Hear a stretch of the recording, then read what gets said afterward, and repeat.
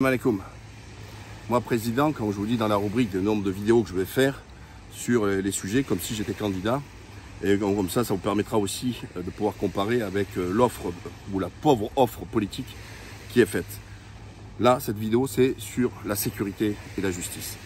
On n'entend que des slogans. Tolérance zéro, contenu zéro. On vous parle de il faut les sanctions, il faut aussi, il y a cas, il y a Faucon, c'est la première des la sécurité, c'est la première des libertés, tout ça c'est du baratin. Moi je vais être dans le vif et dans le concret. Déjà parce que je regarde le monde, je voyage beaucoup, je sais un peu comment ça se passe, et je peux vous dire qu'en France, il faut un vrai système de sécurité, mais qui englobe la justice, parce qu'il faut s'arrêter de jeter des anathèmes sur les magistrats, soi-disant gauchos, laxistes, tout ça, etc. C'est la faute de ces politiques, hein, ces salopards qui viennent vous dire que c'est la faute des magistrats, parce que les peines ne sont pas exécutées en un ou deux. Or, c'est le législateur, c'est bien le politique qui a fait ces lois, qui permet aux gens de ne pas justement faire ces actes de prison, des peines de moins d'1 an, etc. Et même Sarkozy, il avait fait des peines de moins de 2 ans. D'accord? Donc, il faut arrêter de dire des bêtises. Et pourquoi? Et les magistrats doivent tenir compte de plusieurs aspects. Quand il y a une sanction judiciaire, il y a certes la sanction pour l'individu qui a commis le crime ou le délit. La deuxième, donc, c'est pour le sanctionner. Le deuxième, c'est isoler. Et un troisième point, elle doit penser aussi à sa réintégration dans la vie de la cité. Voilà. Et le quatrième point qui est très important, c'est les places disponibles en prison. Or, on n'a pas de prison. Voilà. C'est clair, il n'y a pas de place de prison. En France, on est dans un système, parce que toujours, oui, la République, vous me soulevez avec votre République à 2 balles, d'accord? Mais pour reprendre les termes de votre République, on est sur quoi? Sur un pouvoir exécutif, le gouvernement. Sur un pouvoir législatif, le Parlement. Et sur le pouvoir judiciaire. Vous voyez, on est sur les trois. Comment vous m'expliquez, alors qu'on était à l'époque sur la 4e République, sur un régime parlementaire, c'est-à-dire que c'était les parlements qui décidait, le président c'était une plante verte, comme il peut exister avec le chancelier allemand, comme il peut exister dans de nombreux pays. Et regardez, on est capable d'avoir 500 et quelques députés, 300 et quelques sénateurs, alors que même les États-Unis, ils ont, avec une population qui est de l'ordre de 350-380 millions d'habitants, c'est-à-dire 5 fois plus grand que la France, ils ont beaucoup moins de parlementaires. En revanche, donc eux, ils savent le pognon que ça coûte en élus. C'est énorme ce que ça nous coûte en pognon à payer tous ces élus. En revanche, le pouvoir, lui, judiciaire, c'est le parent pauvre. Sachez qu'en Allemagne, le budget, il y a 30 000 magistrats contre 8 000 en France. Voilà, on n'a pas de magistrats, déjà. C'est pour ça que, alors qu'on a voté dans ce qu'on appelle la Cour européenne des droits de l'homme, dans son article 6.1 ou 7.1, elle dit « Tout individu a droit à un procès équitable dans un délai raisonnable. » Or, aucune procédure respecte le délai raisonnable. Comment se fait-il quand on poursuit quelqu'un, il faut attendre des fois 3 ans, 4 ans, 5 ans pour qu'il soit jugé? C'est inadmissible. Pourquoi cette longueur? Parce qu'on manque de personnel. Et chaque fois qu'on met un magistrat, il faut mettre les greffiers, parce que c'est eux qui tapent, d'accord? Donc, ils sont corrélés. En Allemagne, on est, donc je vous le dis, sur 30 000 magistrats contre 8 000 en France. Et le budget de la culture française, de 8 milliards, est identique à celui de la justice. On est le pays en Europe qui met le moins d'argent dans la justice. Comment voulez-vous que ça fonctionne? Or, quand on parle de sécurité, il ne faut pas le voir que sur le volet policier. Hein, je vais en revenir tout à l'heure. Il faut le voir dans toute une chaîne. D'accord? Donc il faut bien sûr ceux qui interpellent, les policiers, ceux qui sont en train de... les magistrats, et ensuite les prisons et le personnel aussi pénitentiaire. Parce qu'il faut pouvoir les surveiller. Donc vous voyez déjà, rien que là, vous avez déjà compris que le parent pauvre, c'est la justice. Et ils vous parlent tous la bouche ouverte, oui, la sécurité, la sécurité. C'est un maillon. Concernant mes propositions, il faut savoir que sur la sécurité, moi je vois plusieurs volets. Le premier, le paramètre de l'éducation. Il faut redonner le pouvoir aux parents. Donc, moi, c'est supprimer la loi qui interdit la fessée. Pourquoi je vous dis ça? Alors, non pas que je suis un fanatique du bâton et des tartes dans la gueule, sauf que quand vous avez un type d'enfant, selon l'environnement où il vit, dans un milieu aisé, dans un milieu apaisé, vous haussez la voix, et le gamin, ben, il chiale dans son coin. Vous pouvez le mettre au piquet, vous pouvez le priver de dessert, vous pouvez le priver de BN.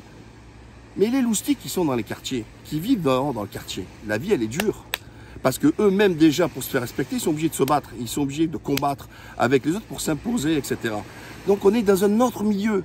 Et ces jeunes-là, vous croyez-moi, c'est pas les mots qui vont les faire pleurer. Par contre, ce qu'ils ont peur, c'est de la tartine. Pour les anciens comme moi, qui ont été élevés à l'ancienne comme ça, ben on savait que on avait peur de la tartine du père ou de la mère. Voilà. Mais tous les gens comme moi de ma génération, si les parents font ce que nos parents nous ont fait à l'époque, ils iraient tous en prison. Or, si on ne peut pas dire aux parents, occupez-vous de vos enfants, soyez responsables de vos enfants, et ensuite leur empêcher de leur mettre des fessées. Désolé, il y a des enfants qui comprennent plus les baffes, les tartes dans leur gueule, que des mots ou des punitions de goûter. Voilà, c'est comme ça. Donc déjà, volet éducation. Deuxième volet, prévention. Alors, dans l'éducation, je vous invite à revoir ma vidéo que j'ai faite sur l'éducation nationale, parce que ça y contribue, c'est faire en sorte que déjà, notamment dans les quartiers populaires, ils aient moins de vacances, les vacances scolaires qui sont plus remplies. Parce que quand vous n'avez pas d'argent, les vacances scolaires, elles sont longues. Quand vous avez de l'argent, les vacances sont toujours courtes, parce que vous partez, vous allez voyager, etc. Et ils ne voyagent pas.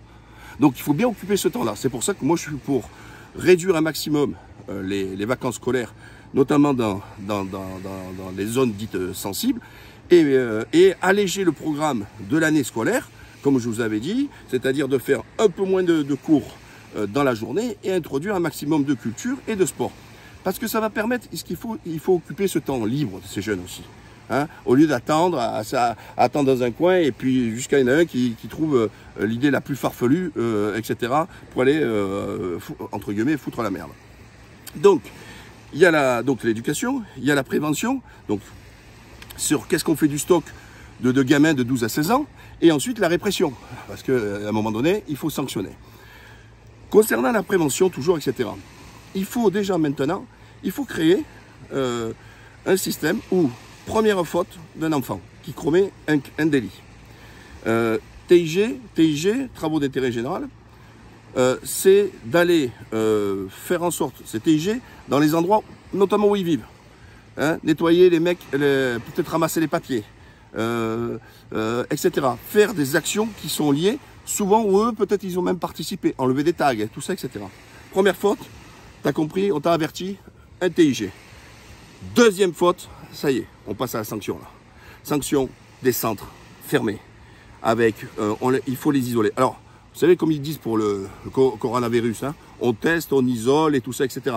Eh bien, pour la délinquance, c'est exactement la même chose. D'accord? C'est la deuxième faute, terminé, tu as perdu ta liberté. Allez, on va dans un centre fermé et avec la suivi de la scolarité. Et là aussi, à l'intérieur, l'apprendre la vie en société, respecter des règles et tout ça, etc. Et toujours pareil, du sport et de la culture. Parce que c'est important de leur donner aussi les outils. Ça, c'est pour toujours, c'est mineurs, je parle. Hein. On parle des mineurs. Parce que le problème, c'est qu'ils sont tous là à dire oui, est-ce que la loi de 45 sur les mineurs, à 14 ans, ils doivent aller en prison? Non. Excusez-moi. Certes, ils disent oui, regardez, maintenant ils sont grands. Avant, ils étaient petits. Mais c'est pas la taille qui fait le schmilblick. Déjà, vous voyez le raisonnement. Quand ils disent qu'un enfant de 1945, c'est pas le même qu'aujourd'hui en 2021, et que eux, ils le réduisent seulement au physique, c'est débile. Un enfant, quelles que soient les années, c'est le cerveau, d'accord? Donc il faut s'attaquer au cerveau, pas au physique. Et donc leur place à eux, c'est on renforce. Concernant ceux qui sont justement donc enfermés, suivis, encadrés, et qu'il faut qu'ils finissent avec une formation qualifiante, parce que c'est toujours ça le cœur du problème aussi. Parce qu'il y a la partie de la sanction et il y a la partie de la réinsertion. Et donc, si le jeune, parce que souvent c'est corrélé, c'est que quand ils commettent des bêtises, ils ont aussi décroché l'école.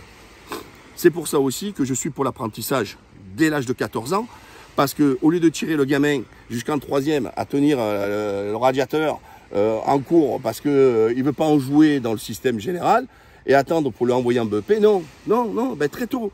S'il ne veut pas en jouer, eh ben voilà, on va dans une formation qualifiante. C'est pour ça que je suis favorable à l'apprentissage à 14 ans. Ensuite, concernant les crimes et les délits qui se peuvent passer dans le quartier ou ailleurs. Alors là, ça va être vraiment très rigide. Déjà, il faut reconquérir le territoire. Reconquérir le territoire, ça passe par quoi? Ça va faire des brigades spéciales. Des brigades spéciales urbaine qui soit bien formée. Donc il faut que la police, alors il ne faut pas prendre des gens d'1m60 ou des nanas ou des gringalets, hein. Il faut recruter des gens sur le plan qui maîtrisent les sports d'arts martiaux. Pourquoi? Parce que celui qui pratique un art martial, d'accord, le judo, la lutte, tout ça, la boxe, etc., ou un sport de combat, il est bien dans sa peau et il n'est pas envahi par la peur parce qu'il sait ce que c'est le combat, d'accord? Mais si vous prenez quelqu'un qui ne vient pas de ces sports-là et vous le jetez dans le quartier, un gringalet comme ça, et voilà un truc, ben, il va se chier dessus. Et c'est parce que souvent, il se chie dessus, qu'ils sont obligés à plusieurs policiers d'aller tabasser au lieu d'interpeller un mec. Il suffit de voir avec les techniques employées. Combien j'ai vu, moi, de vidéos où ils sont à 2, à 3 comme des chiffons pour menotter quelqu'un ou interpeller quelqu'un. Ah ben, ça prouve bien qu'ils sont bidons. Voilà, voilà. Parce que, en plus, ils n'ont pas été formés comme ça. Ils n'ont pas été formés, mais ils ne maîtrisent pas. C'est pour ça qu'il faut des gens qui maîtrisent cela. Et aussi, les bavures, elles sont liées parce qu'ils ont peur aussi. Il y en a qui ont peur des policiers. Et c'est là que ça part en bavure. Et certains le vivent comme une vengeance. Donc, ce qu'il faut, c'est des gens qui sont bien dans leur basket et qui maîtrisent leur corps et qui savent interpeller quelqu'un. Ensuite, donc, la formation, elle est très importante. C'est une brigade spéciale et qui dort dans les quartiers. Tant qu'on n'a pas reconquis ces quartiers. Ça, c'est clair. Matin, midi et soir. C'est comme ça. Ensuite, donc, il ne faut plus que les dealers dirigent le chimiblique, tout ça, etc. Alors là aussi, on nous dit, ouais, mais regardez, dans ces endroits, dans ces quartiers, ils sont communautarisés. Limite, les gens sont complaisants avec ces trucs. Mais non, ils en souffrent. Et vous êtes complètement malade. Qui peut penser qu'un être humain, hein, parce que pour eux, ils disent, ouais, en gros, presque les musulmans acceptent ça. Non, mais qui accepte de se faire arracher sa chaîne, se faire arracher son téléphone, sentir l'odeur de la pisse dans sa cage d'escalier, sentir le shit dans les escaliers parce que les mecs sont en train de dealer ou fumer dans la cage d'escalier. Mais aucun être humain digne de ce nom ne peut l'accepter. Donc arrêtez de nous faire croire qu'eux, ils acceptent. Non, ils ne l'acceptent pas, ils n'en veulent pas. Ceux qui travaillent, qui se lèvent tôt pour aller travailler, attendent la nuit avec des rodéos, tout ça, etc. Eux, c'est le même tarif, hein. Ils mangent. Hein. Ils rentrent dans le critère que je vous ai dit tout à l'heure. Hein. Le premier TIG, deuxième, on enferme. Allez, hop là, et tu ressors nickel de tout ça. Donc pour les majeurs, tout ça, etc., pour l'insécurité même propre, ça va être très simple. C'est interpeller. Si on a les magistrats qu'il faut, c'est un jugement rapide et incarcéré. Mais en prison, c'est pas faire ce qu'on fait actuellement, hein, 1 ou 2 douches à la semaine. Hein.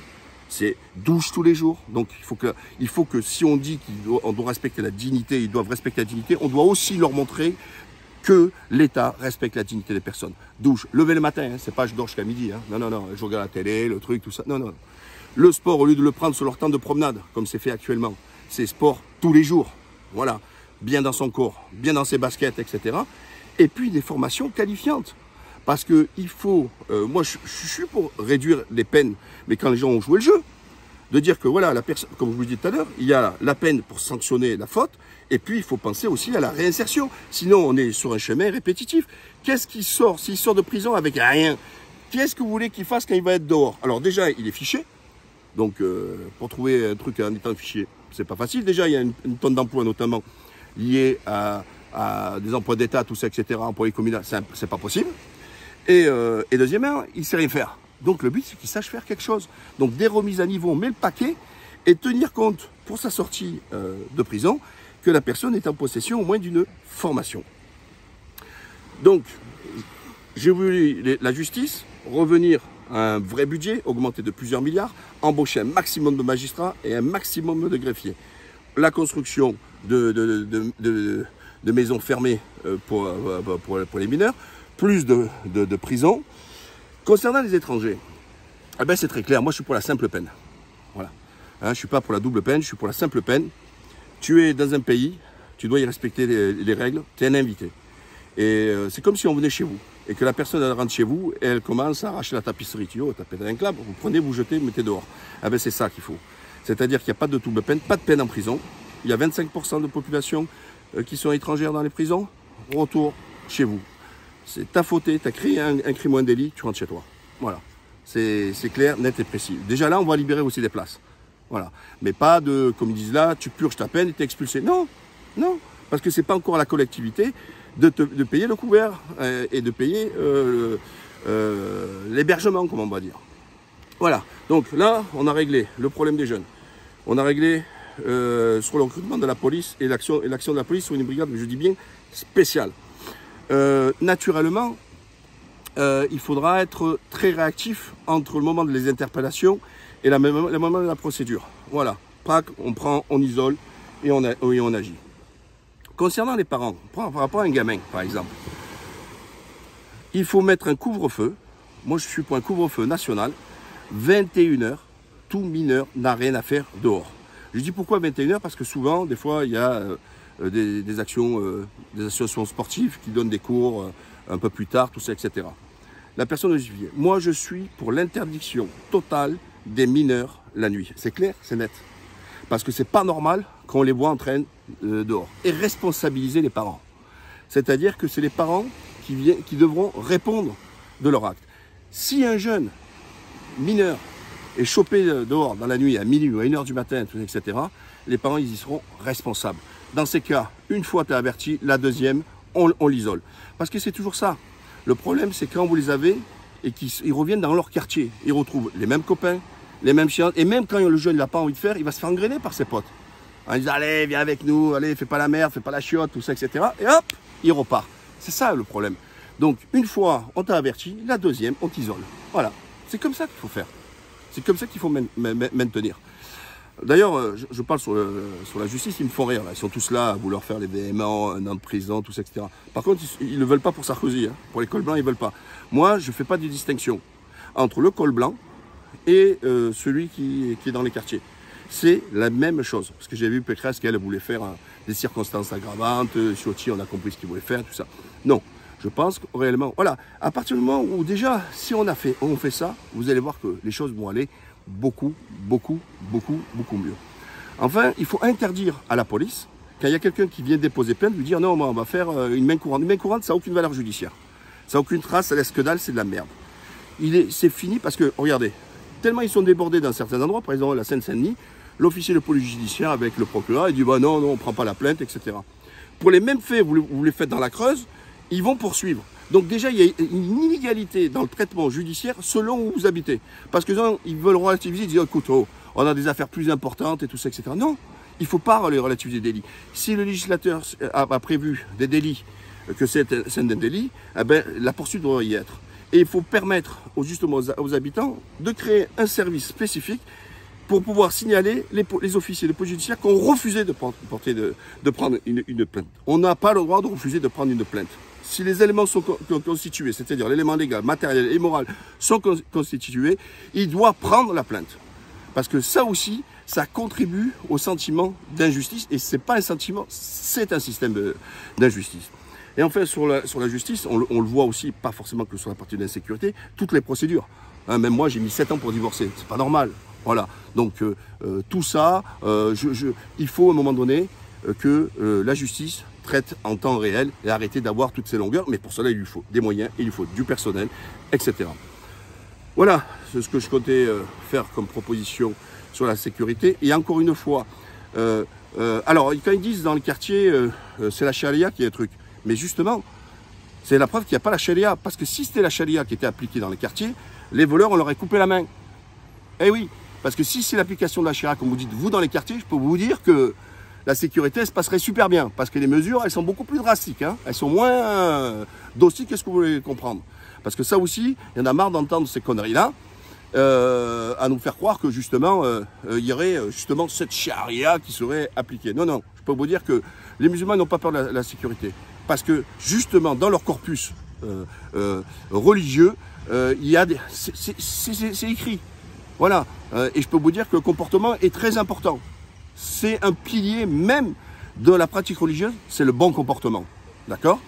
Et ça, c'est un message aussi à ceux qui viennent les défendre. Venez pas me parler de la politique de l'excuse.